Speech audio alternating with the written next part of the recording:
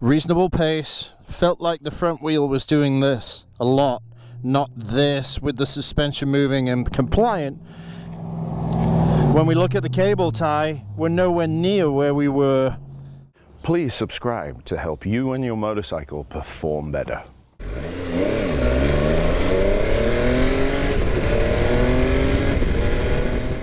Now we're done with all the twisty, tight, technical, super fun sections. We're going to go now to way more flowing, much more open type of road where it's all about momentum and flow. It's not about stop, start, stop, start, stop, start. So first thing, let's go ahead and reset the cable tie and get that back where it belongs so we get a fresh read at the start of the run. The second part is I'm going to use the settings that we developed up on 190 and see how they go, and based on that come back and now start to reassess settings for an open, faster road. COVID, no! Doing that, I want to see if we go on a faster, smoother road where we're not braking and stopping and starting the gas, do I need to change the settings so I get much more comfortable on the bike and riding the bike offers more compliance. Let's see what we get out of run number 1. All right, let's try out those settings. Again, we don't need to go ballistic here. It's just to see how the bike responds with the settings for all the technical riding on a faster, more open, sweeping road.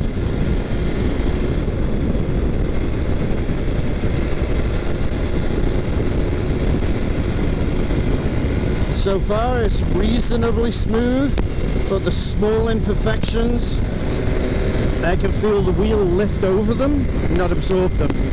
So the problem here is speed over the bump and the rate of oil flow in response to the bump. So for now, for where we're at, we're okay. If we sit right around 60, 65, on the rougher sections of pavement, you can definitely feel it come through. But that balance we put in the chassis, it's rock solid. It's completely on rails. So that's really nice. There's some bigger bumps. Those are a lot more painful. That went straight through the bike.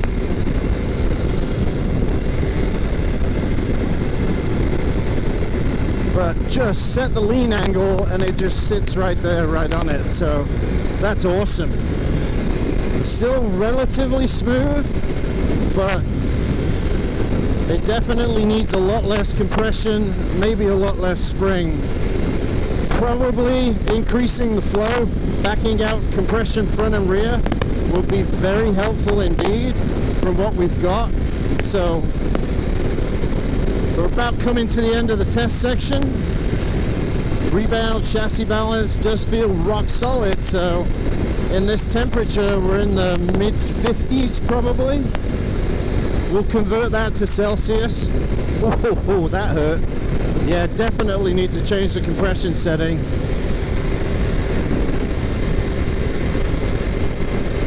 And that's basically the end of the test section for what we're doing, so we'll go ahead, pull out, turn it around and go back. And then see on the other side of the road, the pavement's much worse actually, which is even better for us for testing purposes. So let's spin it. We're good. You can see all the cracks in the pavement. So this will be interesting. Because of the fires here last summer, a lot of heavy traffic on this road, and so they really churned it up in certain places. And you can see how bumpy it is. So I'm going to stay in the tire tracks. Yeah, that's definitely rolling over the bump. It's not absorbing it at all.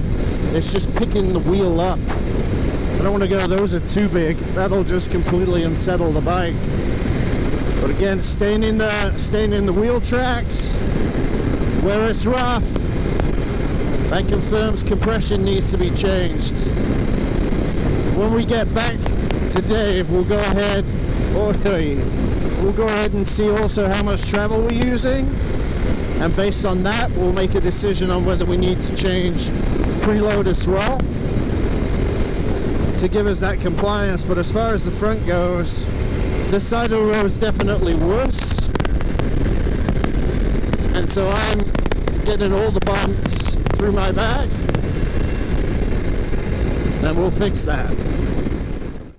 Alright, first time through, reasonable pace. Felt like the front wheel was doing this a lot, not this with the suspension moving and compliant. When we look at the cable tie, we're nowhere near where we were on the aggressive riding. So what it felt like to me is it's just not moving enough. So we're going to back out compression front and rear quite a ways to start with for this next run. So let's see where we are. Smooth the gloves. So compression currently is half 1, 1 1/4 of half 1, half 2, half 3, just 3 1/2. So let's go 3/4 in. Now let's check the rear shock and let's see what we've got for that. So half 1, half 1 3/4 of half 1, half 2, 3, 3 1/4. So let's go 3/4 in on the rear. Now the goal is to get the compression open so we can get oil flow so the suspension moves more. When I come back, if I do the same pace, same speed mid-corner, if that is correct and I didn't open it too much, then that cable tie should go down. We should get more comfort during the ride, so let's give it a go.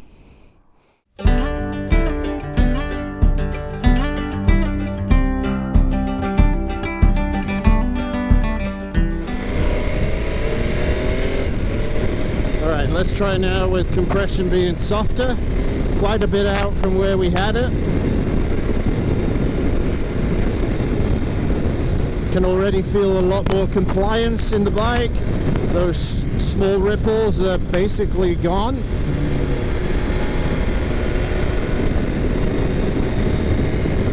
Much smoother. That's really nice. Now let's go find those big bumps that hit my spine in the seat. There's the first set. Not bad at all. That's livable. That's very livable. Second set we just went through.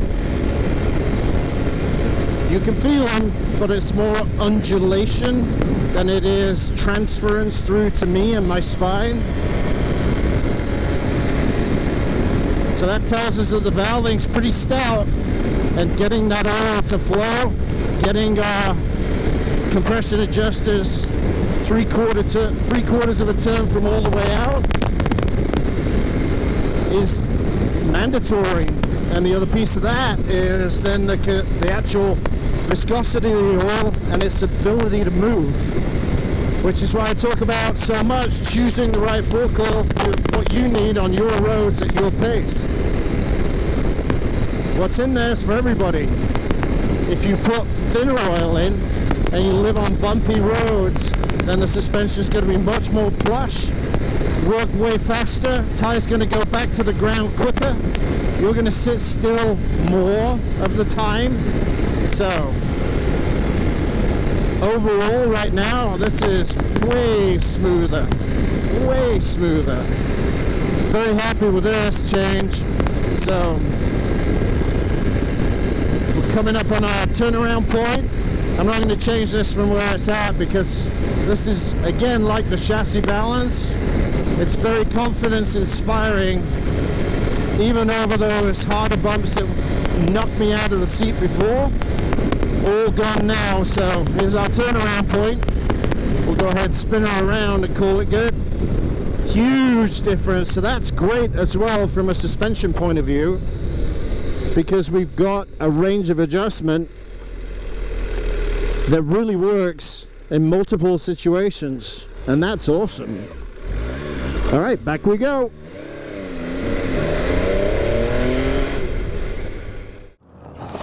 Now as far as travel goes, way more comfortable. We did use more, but still we want to be a little bit lower. So for this next run, I'm going to go ahead and take the preload out of the front forks and go back in one turn so we know where we are. So 1, 2, 3, 4, 5, 6. Back in one turn. And same again.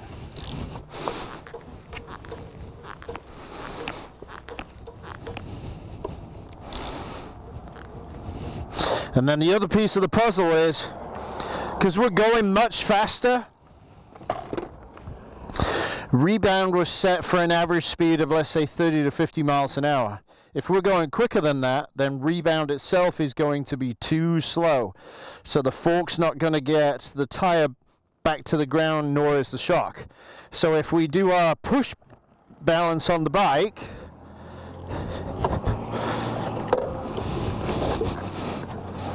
it's coming up nice and steady, but it is a tad on the slow side.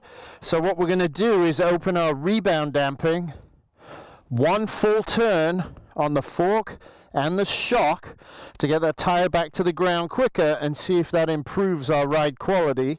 So let's take that turn out. Oh, we're almost all the way out. We only had a half a turn there. So in the shock, let's go ahead and take that out.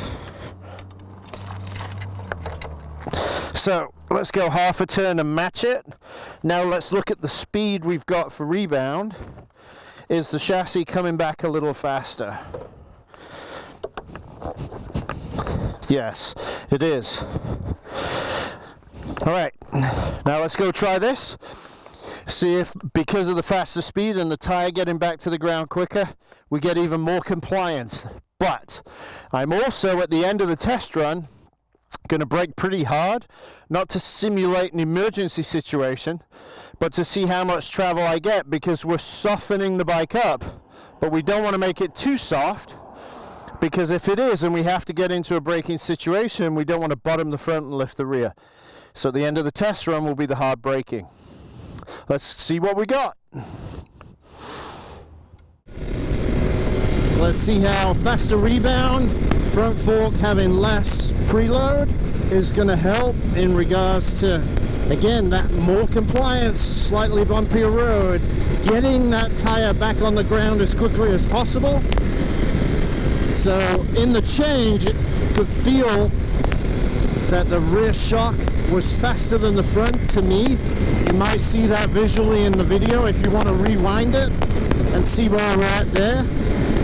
But as far as that goes, what matters is now on the road, how it feels as we're riding. So first part of the bumpy stuff coming up. The bumps aren't exaggerated. Bike actually feels smoother because, again, you open that rebound circuit up, you get more flow. So overall, this is definitely a much positive change. Again, let's pick some rough sections of pavement. Tire feels planted and balanced. Don't have a problem with that. Bike transitions beautifully as it did before, so that's fine. Bigger bumps are not ejecting me out of the seat, but generally the smaller bumps feel smaller. And with a bike that has you tight ergonomically, being comfortable, clearly, especially if you're going to ride for 2 to 4 hours, excuse me, being comfortable is critical.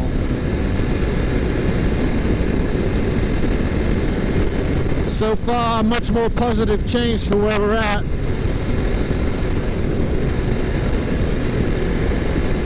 So, very happy with the progressions we've made and the changes that we've isolated to get us the quality we want. Now, as we come to the stopping point, I got to brake hard to see how much travel we use. No cars behind me, I'm safe to do so. There's our hard braking, and when we get back to Dave, we'll go ahead and see where we're at and how much travel I used. If I didn't bottom, the settings we've got will work. All right, let's get back to Dave.